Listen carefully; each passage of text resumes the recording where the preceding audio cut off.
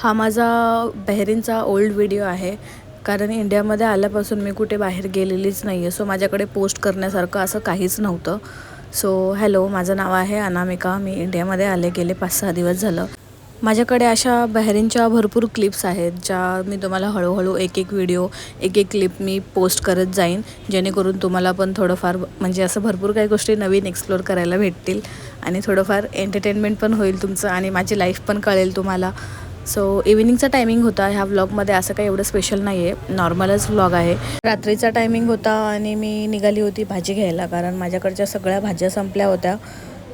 मी इंडियामध्ये आल्यापासून माझ्या खाण्याचा, पिण्याचा, झोपण्याचा पूर्ण सगळं टायमिंग चेंज झाला आहे.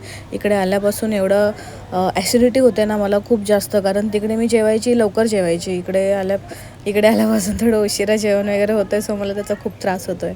सो इकडे मी भाजी घ्यायला आली होती. खूप छान छान भाज्या होत्या, सगळ्या बीन्स वगैरे. सो भाजी घेतली आणि मी निघाले होते. तेवढ्यात मला या क्यूट कॅट दिसल्या.